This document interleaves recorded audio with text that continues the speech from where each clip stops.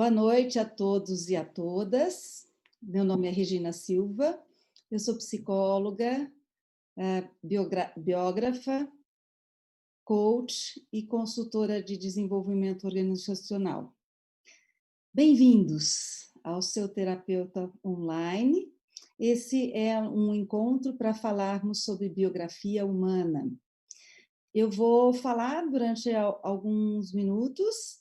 Em seguida, a gente vai abrir para perguntas.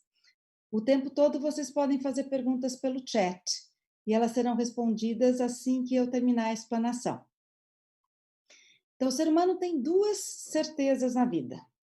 A primeira dessas certezas é que um dia eu nasci. E a segunda certeza que todo ser humano tem é que um dia eu vou morrer. E a grande questão que se coloca entre esses dois momentos é o que nós estamos fazendo aqui. Em especial, qual é o sentido ou o significado que a minha vida tem? Para que eu estou aqui? O que eu preciso realizar? Essa pergunta vai acompanhar o ser humano ao longo de toda a sua trajetória de vida. Alguns se dedicam mais a ela, alguns deixam isso esquecido e estão muito ocupados com o seu dia a dia, cuidar da família, do trabalho, pagar as contas, mas mesmo que essa pergunta apareça em alguns momentos na vida da gente, ela vai ser um momento que vai nos chamar para uma reflexão, vai nos chamar para uma tomada de posição, para estarmos presentes e ocupar um lugar no mundo. A antroposofia, através do estudo da biografia, ela nos oferece um mapa, uma forma de olhar para essa trajetória de vida como se a gente pudesse se distanciar e olhar lá do alto da montanha um panorama. E quando a gente consegue perceber esse panorama, a gente vai poder perceber escolhas, a gente vai poder perceber desafios, a gente vai poder perceber soluções, a gente vai poder perceber fracassos, e a partir dessa percepção da trajetória de vida que eu vou realizando ao longo do tempo, aí eu posso tomar novas escolhas, escolhas mais conscientes, porque eu consigo perceber o caminho que eu estou trilhando. A cada 7 anos, todas as células do ser humano são trocadas. A gente percebe mais isso na infância, na adolescência, na juventude, mas isso acontece sempre no decorrer da vida. Então, a gente olha para cada etapa de desenvolvimento através de 7 anos, o que nós chamamos de setênios. E nós temos 3 grandes movimentos, né? De 0 a 21 anos, quando as pessoas aprendem coisas, colocam experiências na sua mochila, e dos 21 aos 42, quando a pessoa vai para o mundo, pega essa mochila e se coloca na sua vida, e aí vai olhar tudo que estava lá. Algumas coisas são importantes e eu quero ter comigo. Algumas coisas foram importantes em algum momento, mas não são mais, aí eu posso jogar fora. E tem algumas coisas que eu vou sentir falta e vou trabalhar para conquistar e para conseguir colocar na minha mochila. Uma terceira etapa de vida é dos 42 aos 63, aonde o que interessa é cada vez deixar a mochila mais leve, para que ela seja mais fácil de carregar ao longo do tempo e ao longo da velhice. Então, vamos dar uma olhada em cada uma dessas etapas e como é que elas acontecem.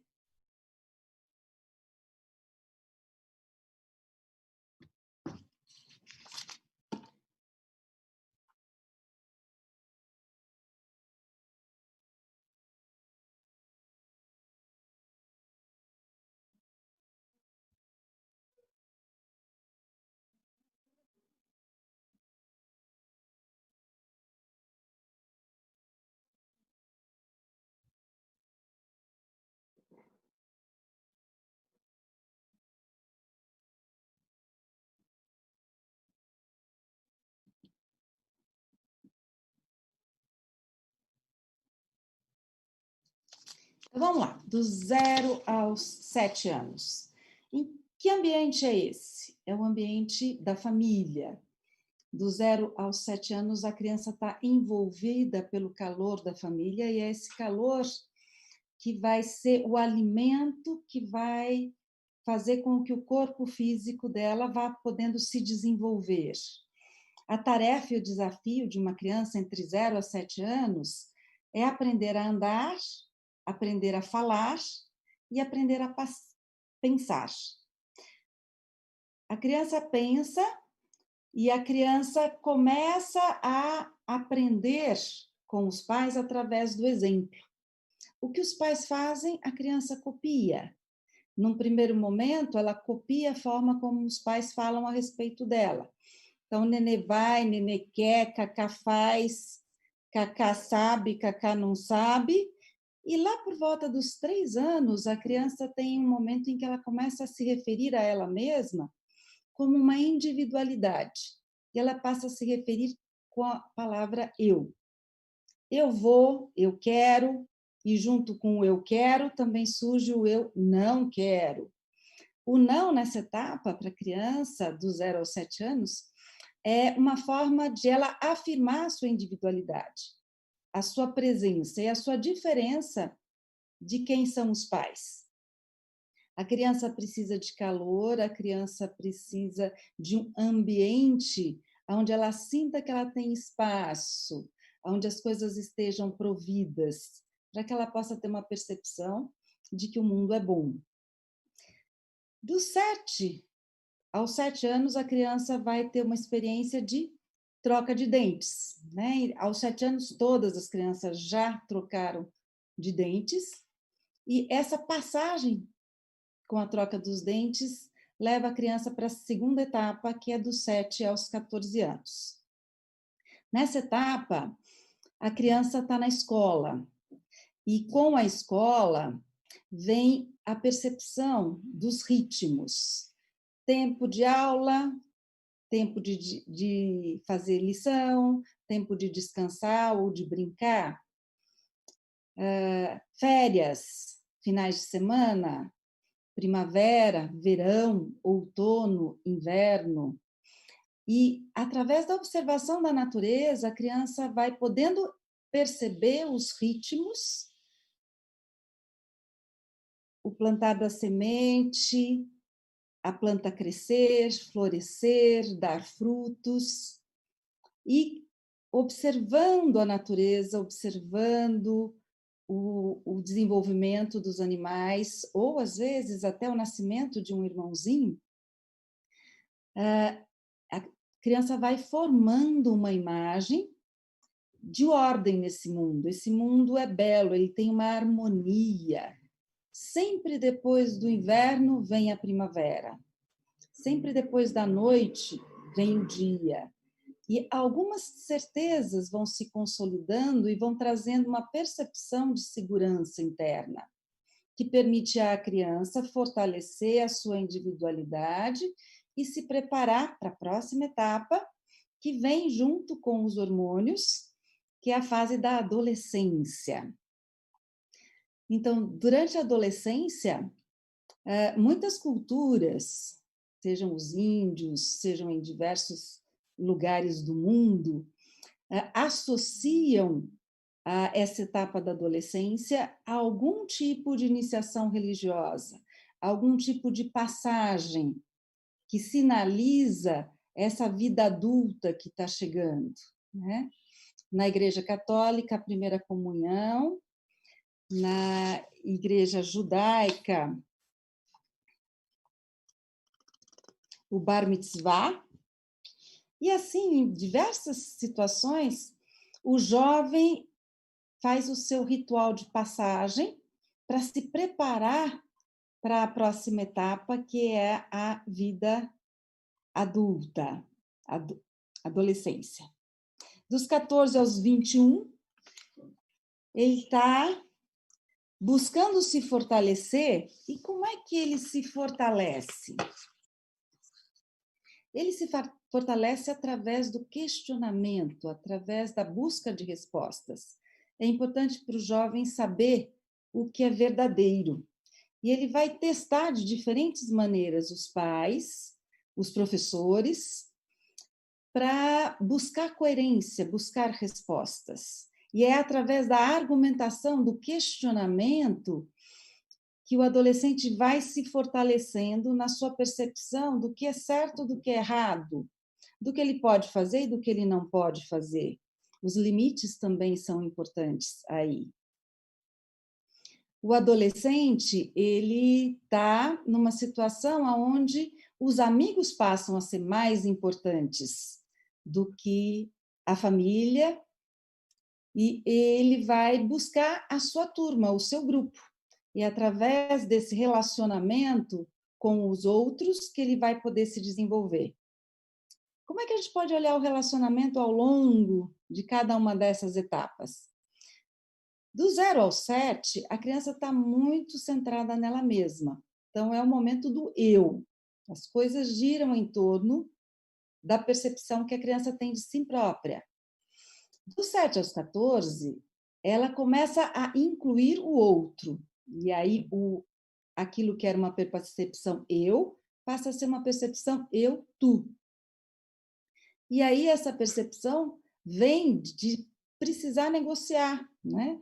Emprestar a borracha do colega, decidir se empresta um brinquedo ou não empresta um brinquedo, quando eu digo sim, quando eu digo não.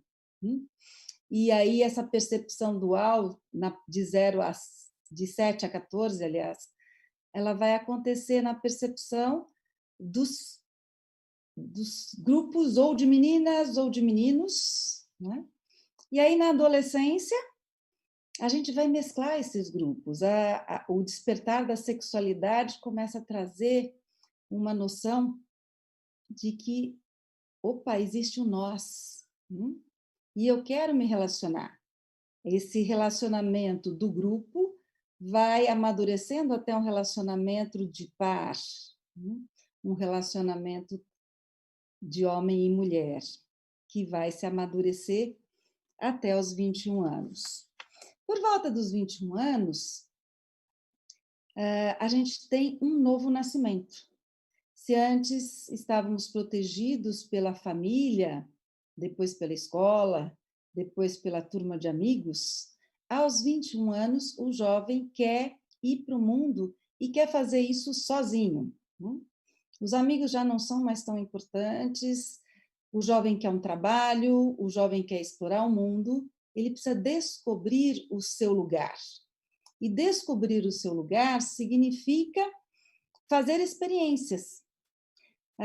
Tem autoconhecimento técnico, está estudando, está aprendendo a trabalhar, está conhecendo alguma atividade, e ele precisa colocar esse conhecimento no mundo, ele precisa testar quais são os seus limites. Parece que tudo é possível. E eu sei o que eu quero fazer e eu quero ter essa oportunidade de ir para o mundo e experimentar. Muitos jovens viajam nessa etapa, muitos jovens se arriscam nessa etapa. E ao longo dessa caminhada para descobrir o seu lugar, ele vai experimentar muitas possibilidades e muitas mudanças. Testar a realidade é o caminho de desenvolvimento nesse momento. Dos 28 aos 35, o jovem já encontrou algum lugar, alguma profissão onde ele se realiza, algum curso que ele está fazendo e está se saindo bem. Ele também já percebeu que algumas coisas que ele faz não estão funcionando. Então, ele começa a esbarrar nos limites, e essa percepção dos seus limites levam o jovem a buscar consolidar uma experiência profissional, consolidar uma vida familiar. E ele começa a perceber o impacto que tem no seu meio ambiente, e os feedbacks começam a promover um questionamento das próprias habilidades. Se começa a ter uma percepção de processo e do impacto que as minhas ações têm no mundo. Coordenando as atividades e gerenciando projetos é uma boa forma do jovem poder colocar essas habilidades essa percepção de processo no mundo. Dos 35 aos 42, a necessidade de consolidar o lugar. Eu preciso encontrar um lugar onde eu possa gerenciar projetos, onde eu possa ser reconhecido pelo meu desempenho, ser reconhecido por quem eu sou. Nessa etapa, o olhar de fora começa a se tornar um olhar para dentro, uma busca de si próprio, buscar uma coerência interna, se soltar das experiências dos outros e buscar a autenticidade atônica nesse momento. Se pede por feedbacks, porque quanto mais a pessoa se olha, mais ela se reconhece. Rubens Alves nos diz que é no espelho do outro que eu me conheço. Dizem que a vida começa aos 40, às vezes essa busca interna vai nos levar a reescrever toda a história. Às vezes essa busca interna vai levar a pessoa por volta dos 40, 40 e poucos anos a questionar o seu caminho. Parece que eu estava indo numa direção e eu me perdi. De repente eu estou numa profissão que não me desafia, ou até já me desafiou durante um tempo, mas agora não desafia mais, eu quero novos desafios. De repente, a minha relação que não está satisfatória. O que eu preciso mudar nesse momento para que a minha vida tenha sentido? Para que eu sinta que eu estou fazendo o meu caminho. Por volta dos 42, também é o primeiro momento em que o ser humano tem necessidade de fazer uma retrospectiva. E aí a biografia surge naturalmente como uma resposta para essa retrospectiva. Que caminho é esse que eu estou traçando? Que escolhas que eu fiz? Essas escolhas estão me levando aonde eu quero ir? Ou, de repente, eu estou perdido sem saber para onde eu estou indo? Alguns caminhos já foram trilhados, já é possível perceber quais são aqueles que são importantes e a necessidade de avaliar se esse caminho é certo. Esse é o momento em que, naturalmente, se vai buscar olhar essas escolhas e fazer um contato mais profundo consigo mesmo. Surge também um desenvolvimento, um desejo de desenvolver os mais jovens. Surge uma necessidade de olhar para os outros e perceber qual é o lugar que ele pode estar, aonde ele pode chegar. Então, tem um espaço muito interessante para pessoas nessa etapa, dos 42 aos 49, poderem ajudar aqueles jovens que estão com 14 a 21 anos. Às vezes surgem iniciativas sociais e ter um mentor que possa acompanhar o jovem vai ajudar muito. Ou ter um gestor que olha para o desenvolvimento dos trainees vai ajudar muito. E nessa etapa, entre 42 e 49, a pessoa está especialmente sensível para perceber essa possibilidade de ajudar e ensinar aos outros. Por volta dos 40 anos também surgem as limitações físicas, né? Começa a doer as costas, é preciso óculos, algumas pessoas vão ter que lidar com dificuldades motoras, respiratórias, começam a acontecer algumas coisas que começam a sinalizar, epa, o seu corpo tem limites. Dependendo do quanto que a pessoa cuidou da sua saúde até então, ela tem aí uma riqueza que ela pode aproveitar nas situações de futuro e ela tem um investimento físico que vai ajudá-la a chegar na sua velhice com qualidade. Algumas pessoas vão se assustar de perceber os seus limites e precisam retomar ou descobrir o que é uma atividade saudável, exercícios físicos, boa alimentação, cuidar dos seus limites.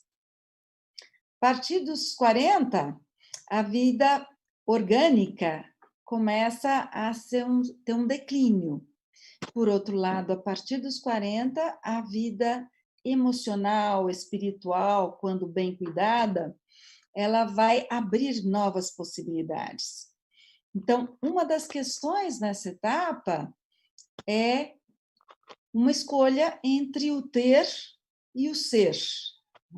Eu vou me apegar às questões materiais, e aí eu vou ficar limitado ou reclamando do declínio físico e do envelhecimento, ou eu vou perceber nesse declínio físico e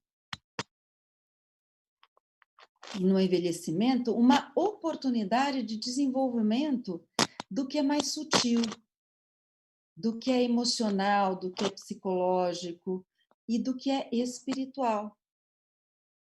Eu começo a perceber que a vida tem um sentido que talvez vá além do que é a minha vida. Então, nesse momento, a missão de vida, o sentido, o que tem significado, fica muito, muito importante. E aí, aos 49 anos, dos 49 aos 56, os filhos talvez já tenham saído de casa ou já tenham as suas próprias famílias, a aposentadoria se aproxima, a necessidade de reinventar a relação de casal. Aqui se olha para o futuro e se reconhece a vida como um caminho de autodesenvolvimento. Começamos a conviver com a morte mais de perto, seja porque estamos cuidando de pais que estão envelhecendo e que precisam de cuidados, seja porque um amigo já teve algum problema de saúde mais sério. E vem perguntas como: o que vem depois da morte? Qual é o significado profundo da vida? A percepção das relações sutis entre os diferentes eventos fortalece uma visão estratégica. Os líderes começam a ter uma percepção que os mais jovens não conseguem alcançar. Surge um interesse genuíno pela biografia, tanto a própria quanto a do outro. E o líder que abraça esse caminho do ser, busca a sua autenticidade e a sua coerência, ele vai ser aquele líder que vai estar inspirando os mais jovens. Dos 56 aos 63, perguntas como qual será o meu legado, o que eu vou deixar para o mundo se tornam importantes. E geram a necessidade de fazer algo além de si, de fazer o bem. Surge a percepção de que a vida continua, que a gente passa um tempo por aqui e que a gente se vai. E o que eu quero deixar? O que eu quero que as pessoas falem sobre mim? O que eu quero deixar para as próximas gerações? A própria biografia se torna um caminho de autodesenvolvimento, a necessidade de entender, de aprender com o passado, às vezes retomar algo que ficou para trás, de perdoar, de celebrar ou de abençoar. Independente da religião, há uma busca de encontrar o espiritual na vida. Se começa a desenvolver o que chamamos de altruísmo. A vida continua, né? Segue adiante, cada vez mais o mundo interno e a busca espiritual vão guiar um desenvolvimento que vai se tornando cada vez mais único e individual. O que acontecerá depois dos 63 depende do quanto a pessoa consegue deixar leve a sua mochila, do quanto que ela consegue doar, do quanto que ela pode se desapegar de coisas que já não são mais tão importantes. Então, esse é um panorama biográfico bastante resumido de um caminho normal, natural para o ser humano. Todo ser humano passa por essas etapas, talvez alguns mais cedo, um pouco mais tarde. Ao longo desse caminho, dessas etapas que todos nós vivenciamos, tem algo que é único, que cada um está escrevendo e ninguém pode escrever pelo outro. Esse é o meu caminho, essa é a minha biografia, que vem das escolhas que eu faço e do como eu vou lidando com essas coisas que eu coloquei na mochila no início da vida, com as experiências que eu me propus fazer na fase adulta, dos 21 até os 42, e depois como eu estou encarando esse processo de declínio da minha força vital para chegar à minha velhice. Hoje nós sabemos que as pessoas têm uma perspectiva de vida até 100 anos, e a biografia vai além dos 63. Ela vai abrir espaço depois dos 63 para que a pessoa possa voltar a se sentir criança, a se deixar cuidar, a brincar com os netos, a celebrar os pequenos milagres da vida, ou depois dos 70 aos 77, aceitar com paciência a contínua mutação das formas, os limites. E cada vez a gente vai ficando mais sutil e mais livre se a gente investiu no desenvolvimento da espiritualidade. Quando as pessoas se agarram à vida material, é inevitável a frustração com os limites, é inevitável a frustração com as rugas, com a perda da vitalidade. Então, quando a pessoa faz uma escolha pelo ser e aceita um caminho de autodesenvolvimento e vai olhando e aprendendo com a sua trajetória de vida, ela se transforma naquele idoso ou idosa que tem olhinho brilhante, que quer experimentar coisas, que canta, que entretém os netos, que conta histórias riquíssimas e que sempre está cercado de gente, porque tem coisas muito interessantes para contar. Muito bem. Vocês vão trazendo perguntas, esse é o momento em que eu estou abrindo espaço para as perguntas. Vamos lá. A gente tem uma da Ediane. Como usar esse conhecimento das fases num processo de coaching? E que relação que ele tem a ver com crenças? Então, nos processos de coaching, a gente vai olhar com muito cuidado a biografia da pessoa. À medida que ela conta a sua história, a gente pode perceber como é que ela está escrevendo a sua biografia. Que desafios são recorrentes, né? Que desafios que já foram superados e qual é a lição que ela pode tirar dessas situações. E é muito útil também para quem faz coaching a percepção do que é uma crise por um momento biográfico, por exemplo, por volta dos 33 anos, ter que escolher entre esse caminho espiritual ou esse caminho mais material, por volta dos 42 anos, se questionar se esse caminho está certo, se esse caminho não está certo, o que eu vou deixar para as outras pessoas aos 63. Então, algumas questões são típicas de determinadas etapas, e à medida que eu posso aprofundar essas questões, eu vou auxiliar a pessoa a ter um insumo e as informações que ela mesma vai encontrar no seu caminho biográfico para dar o próximo passo. Mais perguntas? Vamos lá. Nó lunar. Qual é a importância no nó lunar na nossa biografia? Então, assim, cada vez que a gente faz aniversário, a gente passa por uma recuperação daquela situação do nosso nascimento. Em alguns aniversários, especificamente, a gente tem algumas percepções muito claras. Então, a criança por volta dos 9 anos vai ter uma crise, que é o que a gente vê do Peter Pan, né? Cresço ou não cresço? Né? E tem um contato com um certo medo. O nó lunar dos 31,5 é o nó lunar que fala dessa escolha entre o ter e o ser. Né?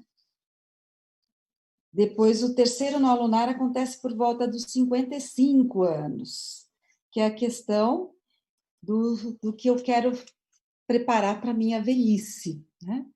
Então, os nós lunares vão acontecer de tempos em tempos, isso tem a ver com o alinhamento dos planetas e com a relação dos planetas com a biografia. A antroposofia vai tecer várias correlações com os planetas, com os diferentes tipos de desenvolvimento orgânico do ser humano, desenvolvimento neurosensorial, desenvolvimento rítmico, desenvolvimento metabólico motor, que são temas que a gente aprofunda no estudo da biografia. O estudo da biografia é muito detalhado e a gente tem pouco tempo para estar falando aqui agora.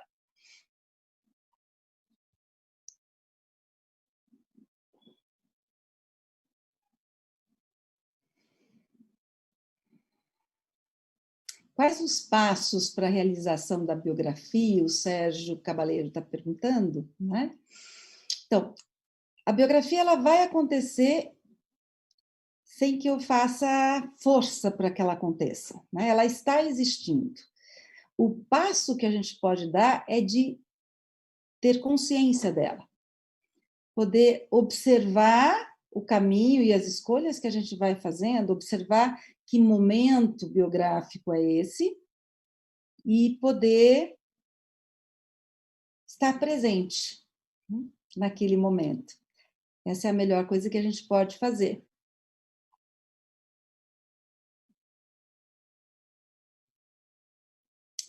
A gente também pode acompanhar filhos, adolescentes, trainees, pessoas que estão sendo colegas de trabalho, ou às vezes nossos pais, as pessoas mais velhas, né?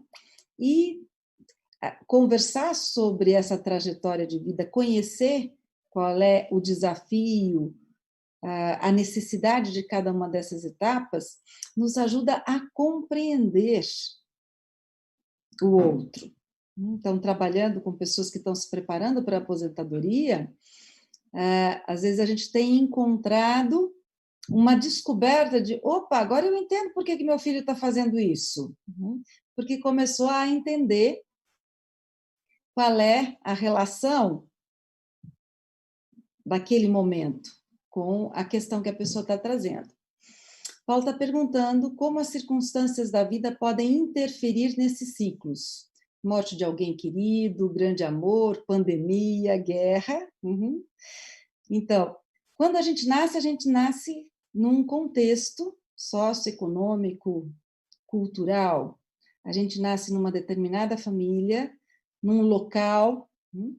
Então, nós que estamos nesse momento de pandemia, recebemos como parte do nosso pacote de nascimento o estarmos vivendo nessa situação. Então, esse é um desafio que todos nós temos que vivenciar. Faz parte desta geração lidar com isso, assim como faz parte da geração que está aí por volta dos 60, ter descoberto o que era lidar com telefone e computador. Né? Minha avó não tinha televisão, não tinha telefone. Né? Então, quem está com os 80 teve que aprender a lidar com esses elementos que hoje são muito comuns para os nossos filhos e para os nossos netos. Né? Então, esse é um desafio que a gente lida. O Wagner está perguntando, tem alguma relação entre essas fases e os ciclos de desenvolvimento de análise transacional? Pode ter sim, a gente pode fazer uma boa correlação, mas essa seria uma outra palestra. E a gente pode pensar em fazer isso no caminho. Né? E Diane está falando como harmonizar o script transgeracional nessas etapas. E a Gênia está perguntando, trazendo a ideia do Marshall, da CNV, não falamos nada ou qual, está aqui no cantinho, deixa eu ver, puxar um pouquinho, ou quase nada do que aconteceu no passado. Não se revive dor como um processo de psicanálise. Ao fazer o estudo biográfico, ao entrar em contato com nossa, faltou um pedaço.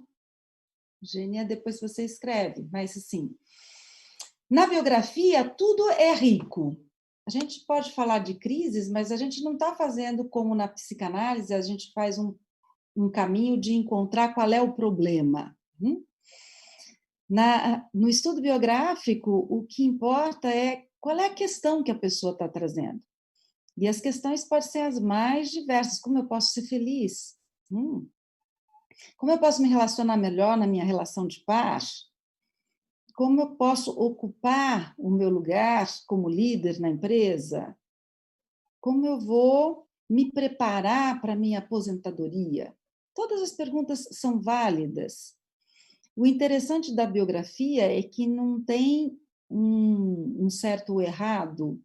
A gente olha, como o Paulo falou assim, se a gente trouxer situações de acidente de percurso, acidente de vida, se a gente trouxer uma doença, ela tem a sua presença na minha biografia. O que eu vou fazer com ela?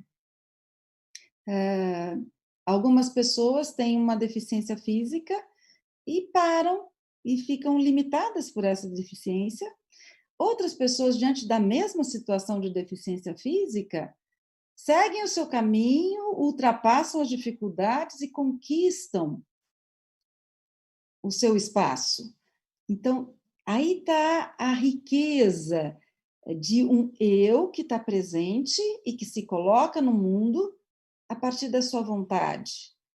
E cada vez que eu assumo essa clareza de percepção de que momento é esse meu, e eu me coloco, e eu faço aquilo que é autêntico, que é escolha minha, aí eu vou me apropriando cada vez mais da minha biografia. Aí eu vou deixando a minha marca no caminho, e as pessoas vão podendo reconhecer essa marca. Então, para quem quer fazer um aprofundamento, a gente já está quase no final do nosso tempo. Para quem quiser fazer um aprofundamento, tem um livro, Tomar a Vida nas Próprias Mãos, da Gudrun Burkhardt. Esse conhecimento ele foi desenvolvido da antroposofia, do Rudolf Steiner, e uma brasileira, Gudrun Burkhardt, estruturou esse trabalho para um trabalho de autoconhecimento. E ela tem esse livro, Tomar a Vida nas Próprias Mãos, Gudrun Burkhardt, editora antroposófica. E para quem tiver vontade de mergulhar mais na sua biografia, do dia 20 ao dia 23 de julho, eu vou estar fazendo um workshop online, das 19 às 22 horas, para aquelas pessoas que querem aprofundar e conhecer mais sobre a sua biografia. Né?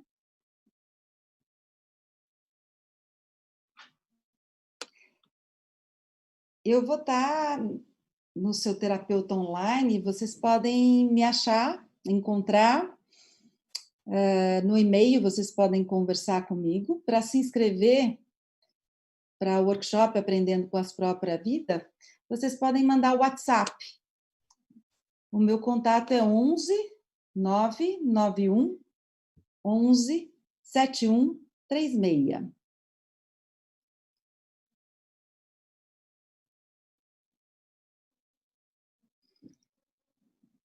A Lotus pergunta como podemos lidar com o fato de pessoas de 78 anos continuarem acumulando recursos e trabalhando, enquanto jovens muitas vezes doam, às vezes sem nem ter, são voluntários. Isso é um desequilíbrio. São escolhas de vida, Lotus. Né? Pessoas dos 14 aos 21, o jovem tem o primeiro chamado para o social. Algumas pessoas começam a se desenvolver socialmente já aí, nessa etapa. se ligando à reciclagem, se ligando a cultivo de plantas e proteção da natureza, se ligando a projetos sociais. E isso vai ser um insumo para que, quando a pessoa faça a sua escolha, por volta dos 33 anos, se ela vai escolher o caminho da espiritualidade ou o caminho da materialidade, isso, se ela já vivenciou isso antes, vai ser mais fácil para ela. Mas quanto mais as pessoas vão se apegando ao egoísmo, quanto mais a gente vai acumulando coisas, mais difícil vai ficando para a gente se soltar.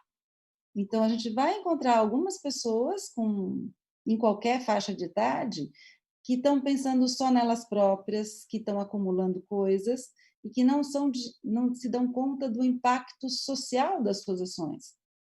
E essas pessoas vão envelhecer desse jeito. É uma escolha que fizeram. Se não redecidirem, se não descobrirem um novo caminho, se não se conectarem com a possibilidade do altruísmo, com a percepção de que existe um outro ao seu lado, ela não vai conseguir fazer essa mudança.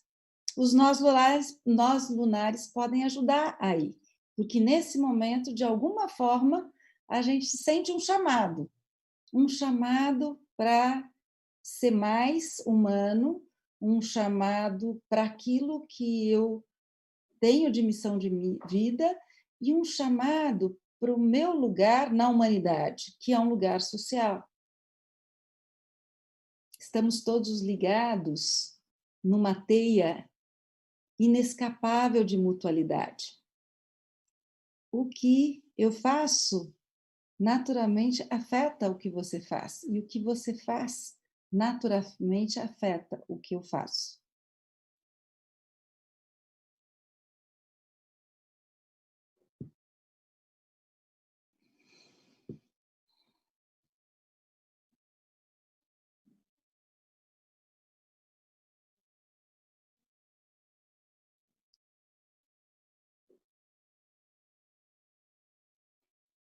Então, como a gente já teve várias perguntas, eu quero terminar com uma fala da Cora Coralina. Ela nos diz: mesmo quando tudo parece desabar, cabe a mim decidir entre rir ou chorar, ir ou ficar, desistir ou lutar. Porque descobri no caminho incerto da vida que o mais importante é decidir.